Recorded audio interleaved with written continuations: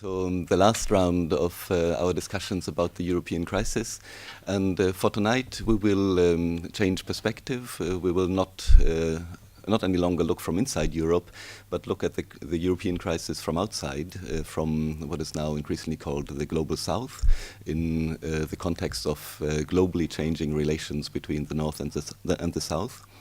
And this means, most importantly, relativizing the debate about Europe, because Europeans in the past years have become used to seeing the European crisis necessarily as a global crisis, as a world crisis, because they are used to seeing Europe in the center of the world affairs. But as I think we will see tonight, that this is no longer the case, that when we look from other parts of the world at the European crisis, we will see things differently. We may take a different stand, relativize elements. I do not want to anticipate anything our speakers will say. We'll just introduce them briefly. On my left is Aurea Mota, who is a sociologist, historical and political sociologist from Brazil, who has worked for a long time on the different trajectories of Latin American societies, and in particular their way of understanding liberal democratic politics in different ways than one has done so in the North, something she has called attenuated liberalism in Latin American constitutional debates. On my right, Jacob Dlamini, a South African historian who has become widely known for a small but very provocative book called Native Nostalgia, in which he looked at the way in the current South African present the times of apartheid are remembered by people who grew up in South African townships. He's a historian who then has worked in particular on the way South African society, and in particular the black middle class in South Africa, has historically developed and positioned itself in relation to South African modernity. We are currently, I should add, we are working together at this very moment, Aurea, Jacob and myself, in a project which I have mentioned earlier on, for those of you who had already participated in these debates, where we try to indeed compare contemporary societies in a global perspective and look at Europe, Brazil and South Africa from these three angles, and try to see how these societies develop differently and how their course over time changes.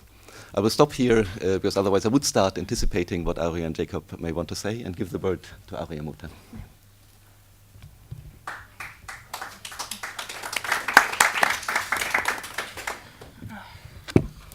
Buenas noites. I would like to start just also saying thank you to Peter and saying thank you to Goethe-Institut to be organizing this wonderful conference. I've been following some of the debates that are having from here and also from the internet, and I think I learned a lot, and I'm quite glad because now we can also be here today just giving another perspective on this crisis that is something important for we all think about.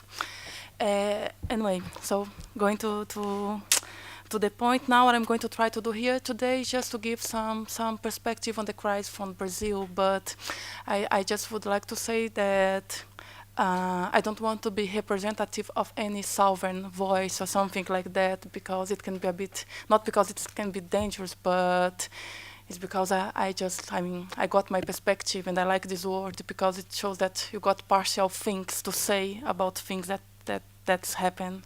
So just a kind of footnote that's important to say here. So I'm going to start about just talk about the things that I would like to say. It's very difficult to disagree with the proposition that capitalism and democracy are now global phenomena. But there is a very common mistake that's made when we try to appropriate what the term global means in this statement. In any specific case, or any specific area of the world with its own trajectory of modernity, how people and institutions engage themselves with democratic practice and capital exchange should be taken seriously as the main way to analyze different degrees of engagement in moments of growth and crisis. What we call by the term global, in my view, is formed by very strong historical bridges. However, those bridges are not much more than what make possible to connect a variety of engagement of specific worldviews and societal practice that are very plural in its own terms. I'm starting with that just to say that what for some northern perspective is another global crisis of capitalism in 2008 should be problematized in light of a specific social context. There wasn't a global crisis of capitalism. It was a crisis that has showed the limitation of the unregulated capitalism and the unreal way to sustain a very volatile capital that's trying to fly all over the world. There are some economies that are a bit more protected than others, and it's what explains the not globalized feature of this crisis. In my view, the European, or in a broader sense, the recent Western crisis show the limitation and the possibility of the contemporary global, regional, and local institutions to deal with systemic crises of capital.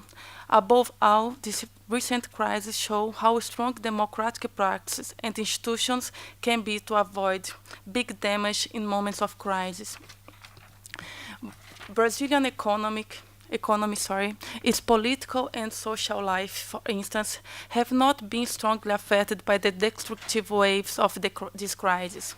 Shortly, I'm going to explore a bit what could be some of the internal causes for it, and also some data that can help us to understand the impact of the crisis in the Brazilian economy and the political life. The discussion can help us to criticize some of the analyses that depart from the idea of the failure of the welfare state system all over the world. In Brazil, actually, the welfare system got much more effective in the last 10 years. My argument is that internal factors can help us to understand why the crisis didn't damage Brazil as badly as it damaged other countries. As a consequence of this idea, it's worth to see how in different contexts, state, market, and society have been engaged or disengaged themselves in their everyday life. The explanation for different outcomes in terms of impact of any systematic crisis of capitalism depends on that. It's time to be very, very precautious, I would say, with some well-established analysis about the current global economic situation and the view that tend to see the crisis as one in which we can easily observe the existence of winners and losers. It's very, if you go and read most of the books about the recent economic crisis in Europe, there are always, normally the introduction, you see something like the countries that became winners with the crisis are Brazil, China, South Africa, and they go for the BRICS and things like that. So they are always seeing the thing in terms of winners and losers. Just coming back to the test now, when they do that, I believe that they assume that the crisis is in itself the start point for the analysis. In my argument, the crisis should be seen as the outcome of a variety of factors that can be corrected to avoid an even worse situation. I would like to concentrate on one of the ideas that can be taken from these broader contextual pictures that I presented so far. To analyze the link between democracy and capitalism, especially in moments of crisis of both or in one of those systems, it's worth to not forget social transformations occurring in local levels. The connections at the global level do matter, but they are a set of variables. They are part of a set of variables among others. Take the Brazilian case as a way to reach some conclusions. I want to suggest that the new form of social control from below to above that we are having in Brazil should be seen as one of the variables that can explain a kind of democratic protection against the uneven flux of capital circulation in this country. Developing the argument in this direction, I would like to talk a bit about some social transformations in contemporary Brazil.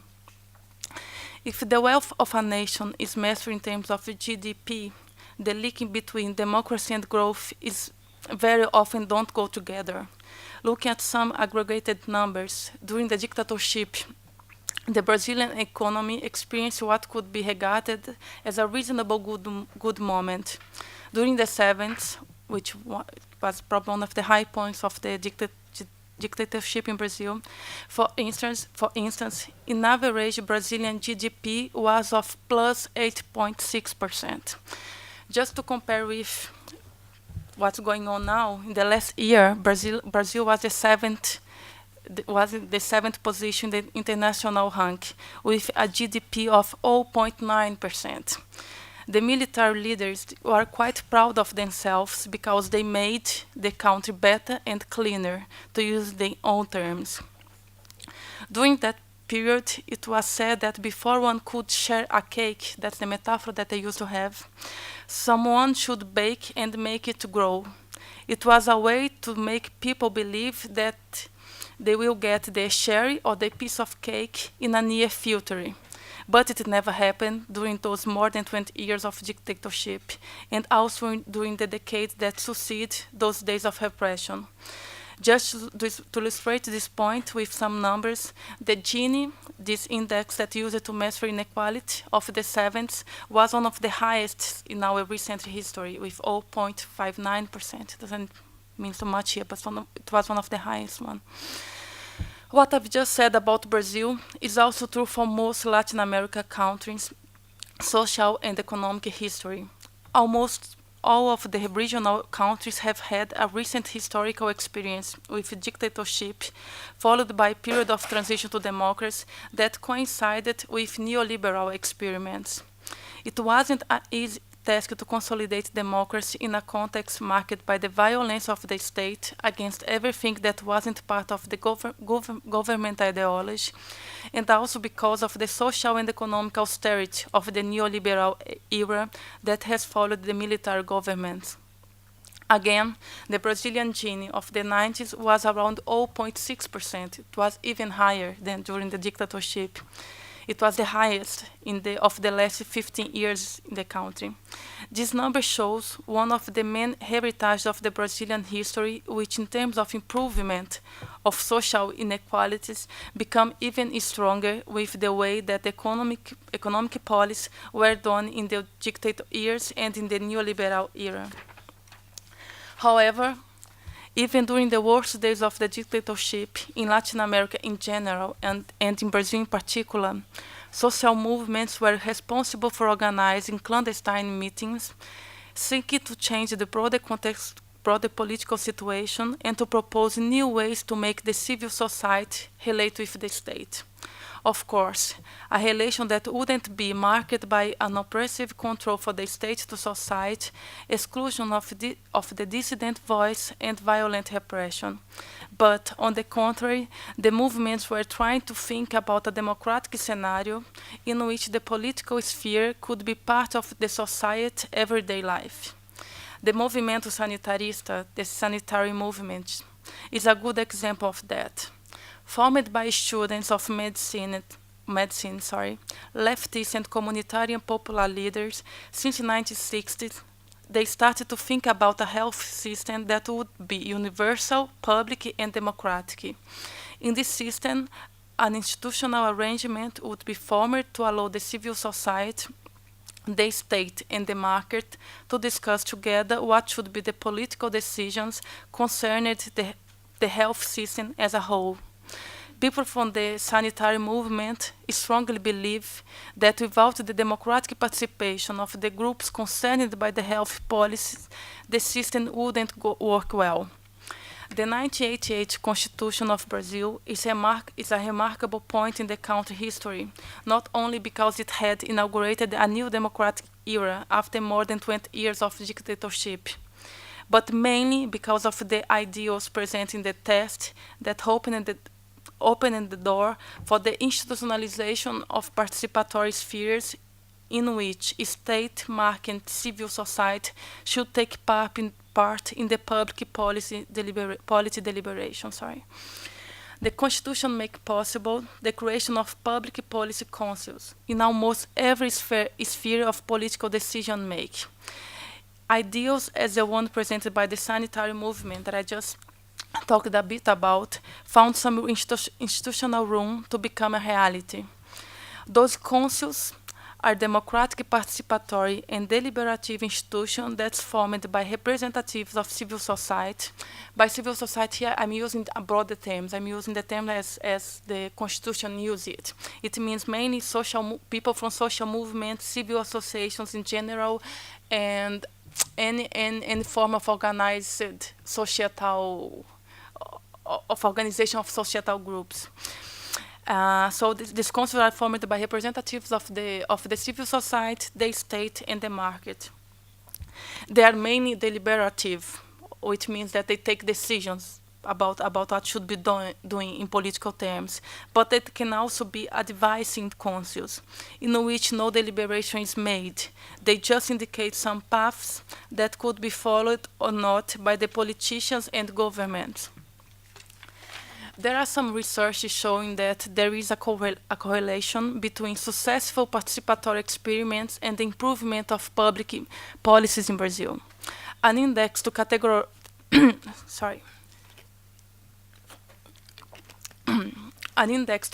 categorize information about the level of institutionalization of the democratic participation and the expansion and improvement of public policy shows that at local level, good experiments of participation can drive better public services.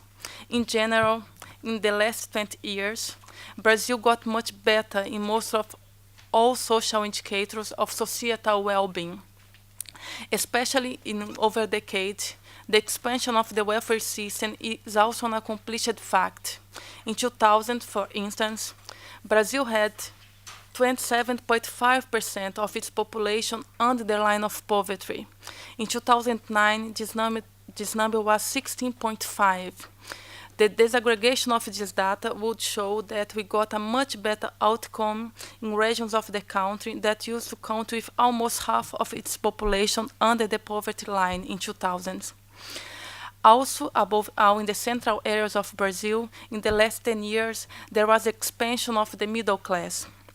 The Gini index also shows that the inequality in Brazil has been decreasing.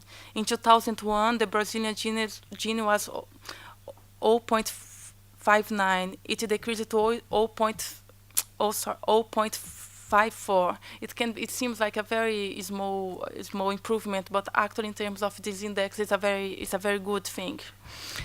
Brazilian has improved those indicators actually in a period when you have observed some systematic rise of the capital in Europe and the US.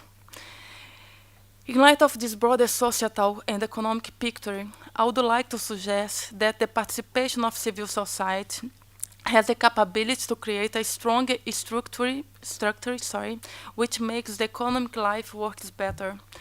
The exclusion of a large part of the population from political life and the outcomes of growth that Brazil has experienced during the dictatorship period can illustrate that. In the best picture, the civil society was seen during that period mainly as made up of workers with very restricted participation in other spheres of societal life and without a real public welfare system that could protect them. That's one of the reasons why some lower middle class people that used to see the military government as a good one started to change their view in the last years of the dictatorship.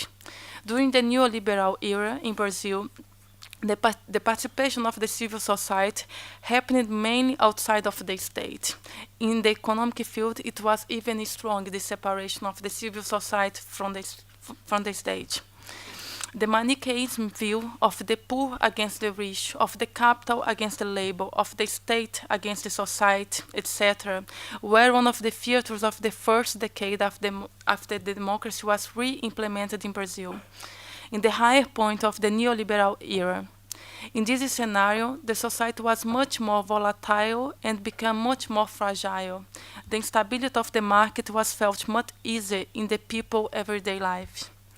Building on that, I believe that one of the factors that help us to understand why Brazil was not very damaged by the crisis in 2008 is that in the last over 10 years, we developed a participatory democratic way to control from below the flux of political life. Political decisions that could have as an outcome the exclusion of large part of the population got a bit more difficult to be made. And among those decisions, it's possible to say that the absolute surrendering of the control of the capital by the state, leaving the market in a laissez-faire scenario, wouldn't be accepted by the population.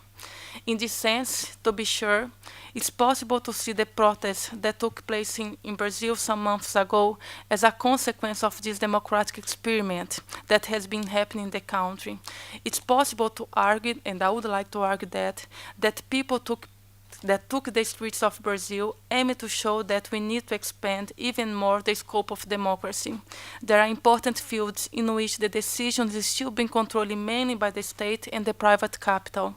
The civil society wants to show that if structures that is still avoiding and creating barriers for democracy and the exclusion of the many, they can exercise its power of being an autonomous actor that can act in and out of the state and the market.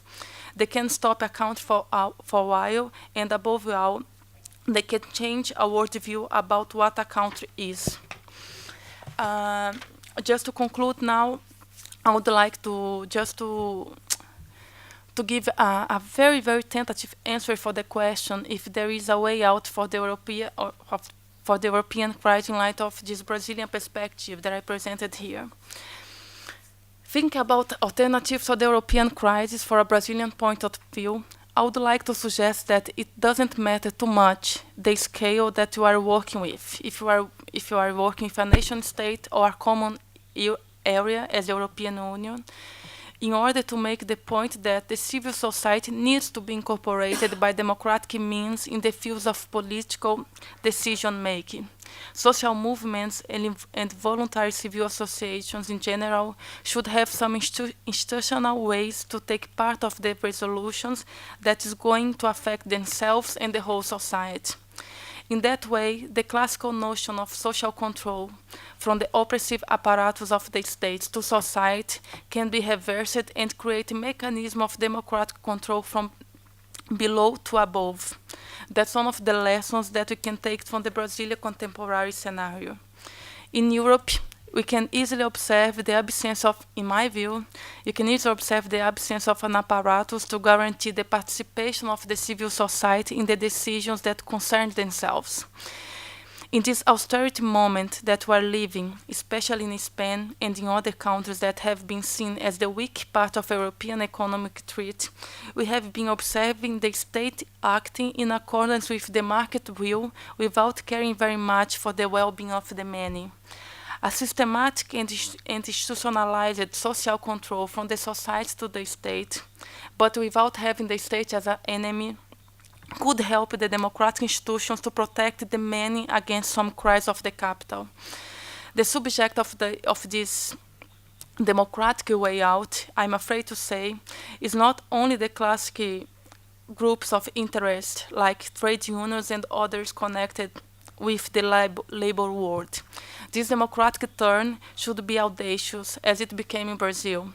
Any societal group that can organize themselves to take democratically part in the political sphere of decision should find some institutional room to do so.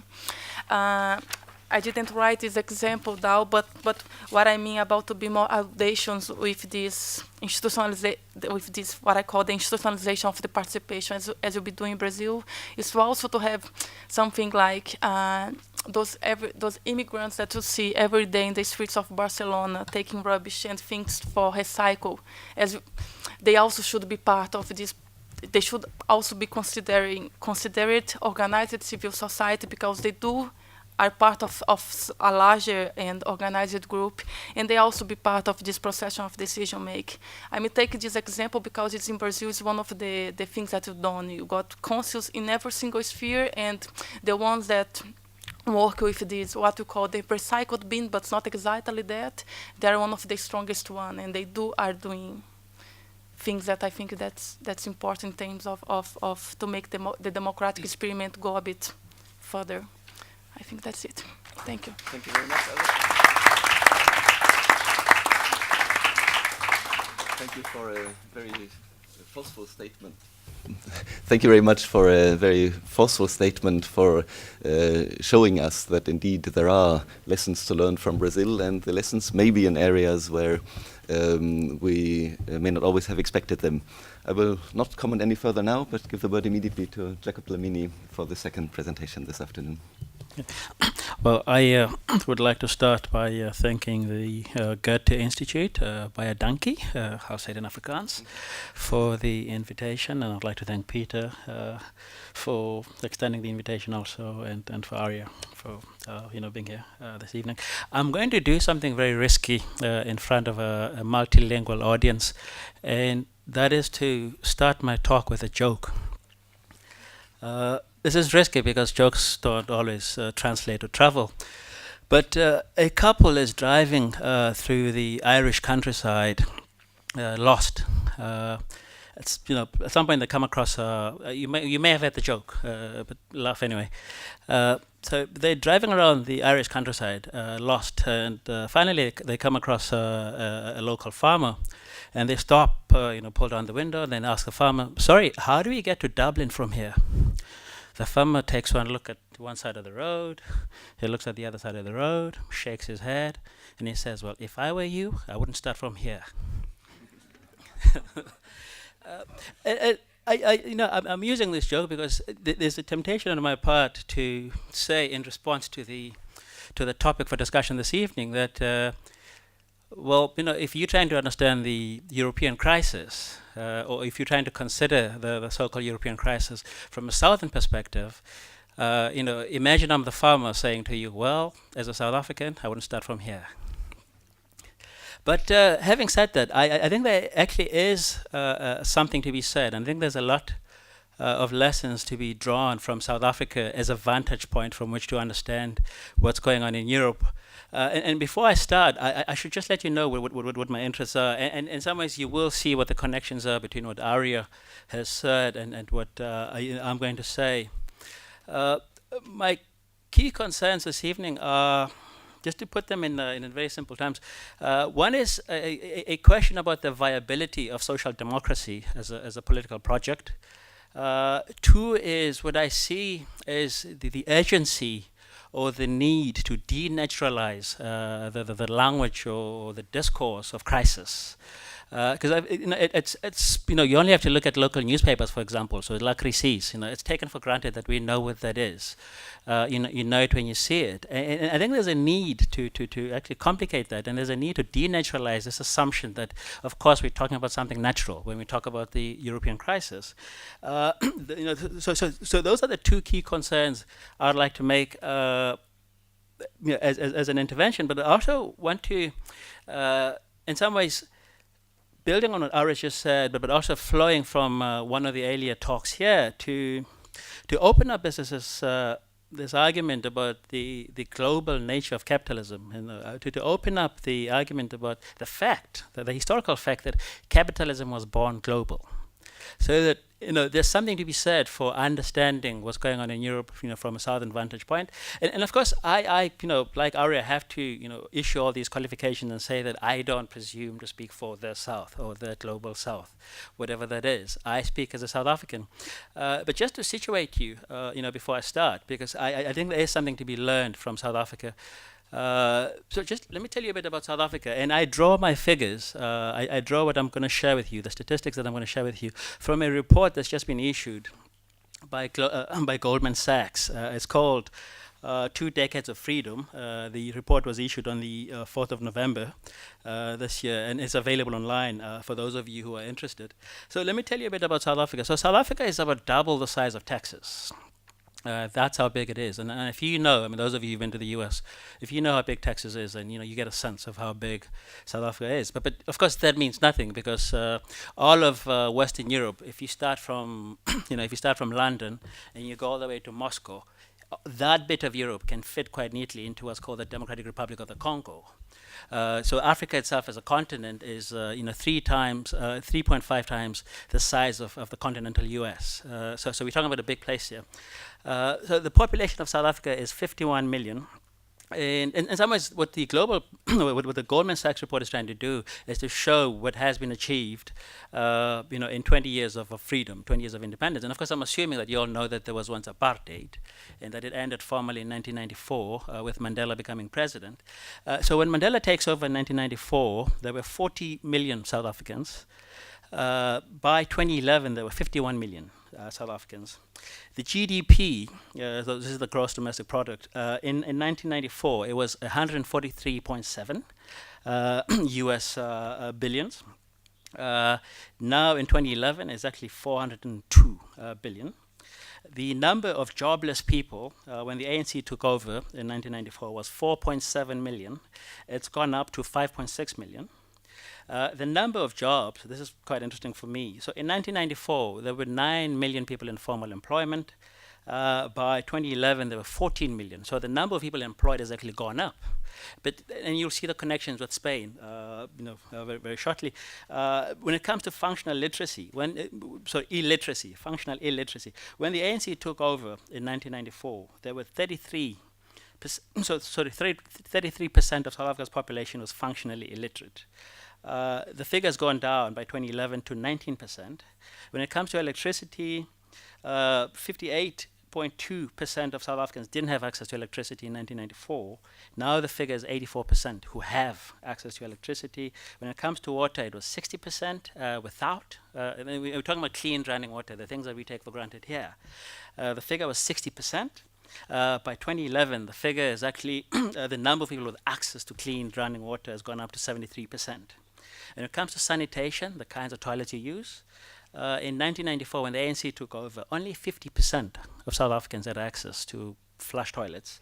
The figure's gone up to 62. So the figures are telling in all kinds of ways. And of course, I have to issue all the necessary qualifications that these are tools for analysis, that these figures in some ways aren't absolute and that they are open to challenge. But here's the interesting thing for me. So in 1994, when the ANC took over, when Mandela became president in South Africa, only 2.4 million, so of the 40 million of the population, only 2.4 million South Africans were on the social welfare system. 2.4 million. And the bulk of those were actually white South Africans because the system was skewed disproportionately in favor of white South Africans, who have historically constituted a very small chunk of the population.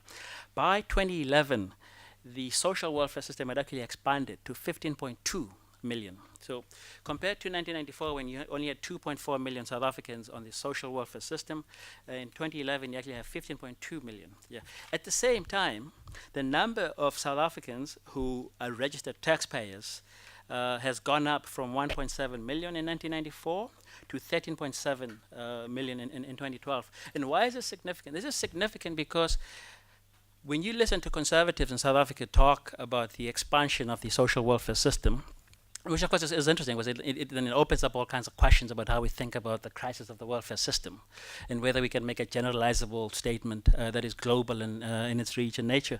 Conservatives will always throw this at you and say, well, you've expanded the social welfare system to just under 60 million people now, but it's unsustainable because you don't have enough taxpayers.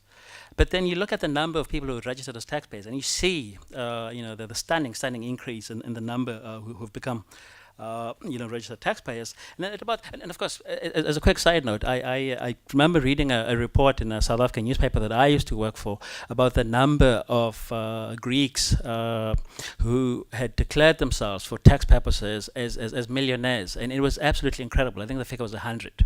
Or something like that, and compare this. I forget. I'm not going to get the reference. And then, of course, compare that to the size of the Greek economy relative to other economies in the world. And so at the same, just going back to the South African story. At the same time as you've had these significant changes, you've also had a sharp increase in the size of the African middle class. So the African middle class has, and by African we mean, so for those of you who don't know this, so South Africa has 50.1 million people. Of the 50.1 million people, 79%, so just under 80%, 79% would be considered indigenous African. And then about 10% would be considered white or people of European descent. And that figure has gone down from 94. In 94, there were 5.5 million white South Africans. Now it's 4.4 million white South Africans. And then you have people of mixed descent, so-called colored people in South Africa. I guess you'd call them mestizos in Spanish, about 3 million of those. And then you have people of Indian descent, about 1 million of those. So that's the breakdown. So with that, in mind, so the African middle class has expanded. In fact, it has doubled. So from 7% in 1993 to 14% in 2008. At about the same time, the number of whites in the middle class category has actually dropped. It's dropped from 4.2 million to 3 million. But don't despair, because here's the interesting thing. It's actually dropped because more whites have actually gone up to the upper middle class category. So freedom has actually been very good for white South Africans. So as a share of the middle class, subset, their numbers have dropped, but they've become more upper class, which is actually quite interesting, because you hear all kinds of scare stories about affirmative action driving whites to the sea, etc., etc. And then to go back to the social welfare system, what's also interesting is that so with this expansion of just under 16 million people on the social welfare system, the way that this breaks down is that 70% of the grants that are given, so these are direct cash transfers from the central government to people, 70% of those grants go to children. That is, if you are, so anyone from the ages of 0 to 18, I'm trying to, 18 I think, is entitled to a government grant. It's not wealthy by any means, but it's something that you can live on. And in fact, if you drive around small town South Africa, you will notice how those social grants actually sustain a lot of economies. You'll find a lot of Bangladeshi traders. You'll find a lot of West African traders who've come down and are actually benefiting from this expansion of the economy through the social welfare system. And again, another question mark on the crisis of the welfare system is as such. So 70% of the direct cash transfers from the central government go to children. And then old age pensions account for 37%. Disability grants account for 26%. And so those are figures for actually 2007 and for 2013. So child support is the biggest slice of the social welfare system at 38%. Old age is at 38% also. And then disability has gone down to 17%. And of course, this is not to gloss over the problems that you find in South Africa. 4.6 million South Africans live with HIV, some with AIDS. 4.6 million people in South Africa are looking for jobs, and 2 million have actually given up on looking for jobs. And when the ANC took over in 1994, the jobless rate in South Africa was 23%. It's gone up slightly to 24%. That's it. And what's interesting, and here you'd see the parallel with Spain, is that 71% of the unemployed in South Africa are aged between the ages of 15 and 34. And that's quite significant. Whereas Brazil has done a very good job of decreasing its Gini coefficient, South Africa has now become number one actually. Just to give you a sense, in 2006 our Gini coefficient was 67. In 2006 was 67. In 2009 it's gone down slightly to 63, but it's still high, and it's the highest in the world. And that's it. And so here's another interesting thing also. So those of you who know South Africa will probably know that South Africa was born through mining, and it used to be. In fact, this is connected to all kinds of problems that you might want to know about. It used to. So just to give you a sense, so South Africa used to be a colonial backwater. When you look at figures, for example, of Europeans, this again emphasizes my point about the globalness of capitalism at birth. South Africa used to be a backwater, and when you look at the figures of Europeans coming out of Ireland, coming out of the British Isles, actually was significantly very small compared to the number of Europeans who were going to Canada, who were going to the US, who were going to Australia, New Zealand, and that changes significantly with the discovery of gold. in 1898, and actually starts before that in 1886 with the discovery of diamonds. But the discovery of gold changes significantly. And one South African commentator, once made the point that what's interesting about the discovery of gold in South Africa is that if the gold had been discovered at about the same time in Australia, at the same depths, because we have some of the deepest mines in the world. I think the average is 3 miles. That if gold had been discovered at the same depths at the same time in Australia, they would not have bothered with it. They would not have bothered to mine it because they just didn't have the technology, they didn't have the means. It would have been just too expensive. But what's the big difference between South Africa and Australia? South Africa, you had millions and millions of bodies that you could just literally throw down the shafts. And that's what made mining possible in South Africa. So historically, mining was quite important. But by 1986, mining only accounted for 16% of economic activity. By 1994, it had gone down to 8%, and by 2012, it's actually gone down to 6%. So it's increasingly going down. Mining as a share of the overall economy. But at about the same time, and here's the interesting thing, banking has actually gone up. So in 1986, for example, banking so this is banking and real estate accounted for 12% of economic activity, or the share of the economic pie. By 94, it was 17%, and by 2012, it was actually 23%. And just to give you a sense, and also just maybe one final statistic, because I think I've overwhelmed you with all these numbers. The South African Stock Exchange is the 15th largest in the world, and that's just 5 paces behind Spain. Spain's stock exchange is the 10th largest in the world. Just to give you a sense of where we are. And when South Africans like to boast sometimes, actually the few South Africans in the audience, they can back me up or not on this one. South Africans like to boast, for example, that we had ATMs, the Kaisers, in South Africa before we had them in the UK. So those are just the figures, and just to go back to my key concerns. So what are my key concerns? Well, as I said, the primary key concern is to ask what the South African story over 20 years since the end of apartheid, what that tells us about the viability of social democracy as a political project. And I would make the argument that you cannot make a generalizable argument about the crisis of the welfare system, as some people have done. You cannot say that we need to abandon social democracy as a political project, because it's unsustainable, it doesn't work. Because what Brazil shows us, what South Africa shows us, is that actually it works. And the one key point coming out of Aurea's observation is that it works precisely because there's been a refusal on the part of civil society. There's been a refusal on the part of, the overwhelming majority of people who support the ANC in South Africa, who support the Workers' Party in Brazil, I imagine, to the attempt to denaturalize, to the attempt to naturalize this language of crisis, to try and make it seem as if that's just the way the world is, that, states can't afford any longer to support their own people, and that's just the way things operate now. And what South Africa shows us is that, no, actually it's not true. That the crisis is spoken of as this natural phenomenon that we all just have to live with and live live according to our means, is actually not true. That there are places, poorer economies, smaller economies, where the social welfare system is working, where social democracy is a project, where the incorporation of citizens has actually made social democracy work as a political project. And the other interesting thing about South Africa is that, so you've had the expansion of the black middle class, but you also still have a sizable number of poor people in South Africa, a sizable number, most of whom are actually people of African descent.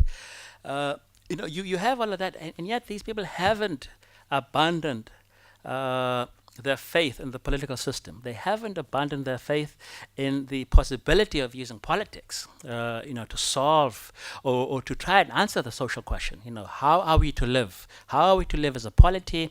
And the other question that Aurea raised was, what this might tell us about the state and how people relate to the state, for example. And these are fundamental questions, because I think what you see, in a place like Spain, for example, is this idea, again, going back to this naturalized language or this naturalized discourse of crisis. You're seeing this claim that the cake is just got small, and there's just nothing we can do. So we can't build a bigger cake. And coupled with that, also you're seeing, interestingly, dropping numbers of people participating in the political crisis. And what was also fascinating for me as an outsider, in Barcelona, is seeing the politics of spectacle that is represented by the Occupier movement, for example, not just here, but and in the US too, that there is this over-investment in the spectacle to the exclusion of getting people back to the political process, to the exclusion of getting people back to the voting booths, because that's where the game still is. And I think that's what South Africa and Brazil show quite clearly, that voting still matters. But you're not seeing that here. And just interesting, an interesting aside. I mean, some of you might want to consider, for example, what happened in Chile over this weekend, where you had very low voter turnout. And just from accounts that I've been reading, part of the explanation for that is that suddenly the penalty that used to apply if you don't vote, for example, is no longer there. So why bother? You might say, well, it's dictatorial to force people to vote, but I actually think it works. I actually think it works, and I think that's key. So they said, and then I'm trying to think how to. I'll ignore this point for now. We can come back at it in conversation. So one of the points that Aurea concluded with, has to do with this notion of hospitality. Has to do with this idea of openness to the other, openness to the stranger, and of course you use the example of I forget what the South African term is for the people who scavenge for scrap metal, for example. But that is quite interesting, because I think what it seems to me, and I'm jumping off here, a point that Professor Gerald Delanty made in his debate a while back, and that was one solution to the European crisis for Europe to rediscover itself, for Europe to become more European again. And that is quite interesting, because the way that I want to read that, and then of course I'm open to correction here, that the way I want to read that is that for Europe to become more European, we need to insert into the heart of Europeanness the notion of hospitality. We need to do that not as a favor. In fact, you only have to walk around here to see some of the posters and billboards about poverty in Africa to realize what the image of Africa is in parts of Spain, for example. It is very telling. In fact, we had an event once a while back. In fact, it was the ICREA talk. One of my initial ideas was to get an image. There's a woman who bags just off the Rambla de Catalunya. And at Christmas time last year, so she's a beggar, she's a regular. And at Christmas time last year, she had a poster that said Africa. And this is a beggar, in the streets of Barcelona. She had a poster that just said Africa and had a dark doll, by her side. And of course, that's interesting for me, because I see this, and the question I want to ask is, what image of Africa, or what store of images of Africa is she working with? Because it's quite interesting, what is it about putting Africa in her card, asking for money, that makes her think that people will respond more positively? And of course, that's quite interesting. And it's quite interesting because it opens up all kinds of questions about hospitality. It opens up all kinds of questions about how we are to live with the other. And this is where, to go back to Gerald's point, that part of Europe rediscovering itself must be a reckoning with Europe's history of with the global nature of Europe's history, and not just the nature of empire or global reach, but the fact that as the work of Fred Cooper, for example, in the New York University shows, for example, to understand what it means to be French today, you have to understand it historically. You have to understand that never was sui generis, this idea that, okay, we're French, and we're French relative to someone else, that it's always been a work in progress. It's always been a negotiation between what it means to be French, in the metropole, as opposed to what it means to be French in Saint Louis, in Senegal, in Dakar, in Senegal, that there are all these connections. For example, speaking about hospitality and how we might think about inserting the notion of hospitality to Europe's, regeneration of itself, we might think about colonial involvement by the Germans in Namibia, for example, which is quite interesting because they refuse to this day to apologize. for the colonial massacres that were committed in Namibia, we might think about the use of nerve gas by the Italians against the Ethiopians, for example. In fact, it was the only way that they were able to finally conquer, the Ethiopians for a short while. We might think about the court cases still going on in England today. Over what the British got up to in Kenya, committing all kinds of war crimes. So there are all kinds of connections, and of course, I'm not, using these examples. I'm not using these examples. Of course, there's France with Algeria. There's France with other parts of North Africa. I'm not using these examples to shame Europe, because I don't think that's useful. I'm using these ideas to show how hospitality, how openness to the other, might make us realize the debts that we bear to each other, might help us realize the connections that we have, and might ultimately help us realize that, if capitalism was born global, and it was, then its solutions have to come from global perspectives that take in what's happening in places where the political has in some ways saved, what we might call the social democratic project. And so, to conclude finally, the point that Aurea, you reminded me of. I don't know how many of you remember this when Clinton, I think, was running for re-election. It might have been the first election, but I think it was his re-election. One of their slogans was, "It's the economy, stupid." I don't know how many of you remember that. Just jumping off what Aurea was saying, I think we need to flip that and say it's politics, stupid. It's politics that is key. It's politics that's central. And I'd like to end on that note. Thank you.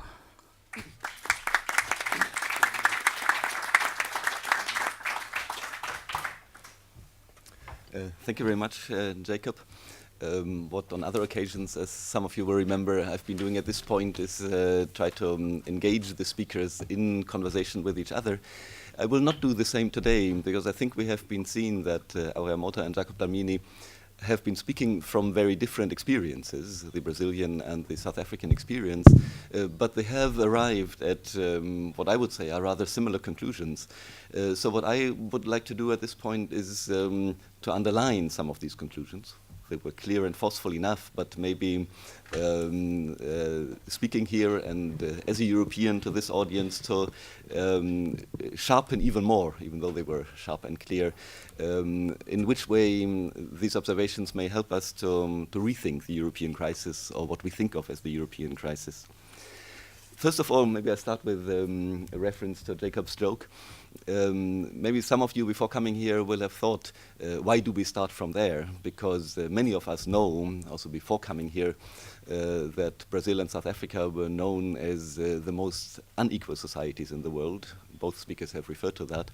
And also as the most violent societies in the world. So maybe we shouldn't start from there when we look at Europe, where Europe used to praise itself as a rather, since the end of the Second World War, as a rather peaceful region in the world, and as a relatively, well, at least less unequal region in comparison to other world regions. So why start from there? But I think we have also seen that while in Europe for some time now, at least for 5 years, but maybe for more, we have been used to seeing things getting worse, and we have been even thinking that things get globally worse.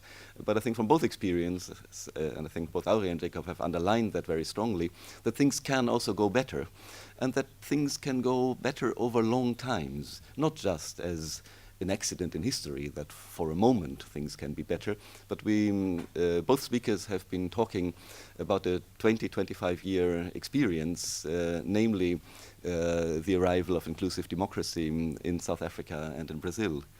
And that leads me to my next remark, something we might also want to reflect upon together. We talk here about two societies that have emerged from dictatorship and oppression of an oligarchy or of a racial minority over the majority of the population.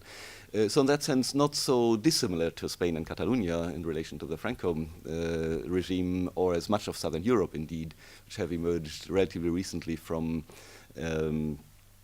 periods of oppression and dictatorship. But I think both speakers have also underlined, maybe Aurea more strongly than Jacob, but in both it was present, and that is something that we may have to think about, that they haven't put it as strongly as I will be putting it now, but maybe there is a difference in the fact that in Europe, periods of oppression have just petered out. They have ended with the death of the dictators, or they have ended, like the Second World War, with the military defeat of dictatorships and totalitarianisms. Whereas in Brazil and South Africa, they have not ended like that. They have gone through a long period of strong resistance, of active resistance, of civil war-like situations. And in both cases, the societies are currently governed by people and associations which come directly out of the active resistance. I think that is the background to what both of them have been saying, that indeed participation matters, democracy matters.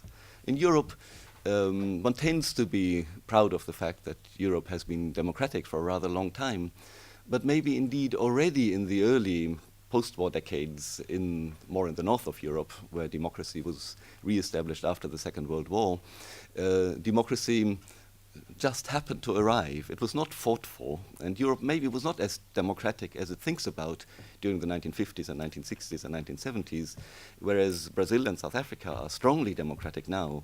And that is where I think a key point comes in Aurea's strong formulation, rather than as Europeans thinking of capitalism destroying democracy. Maybe if democracy were stronger, then democracy would protect us from the damages that capitalism can indeed inflict on us.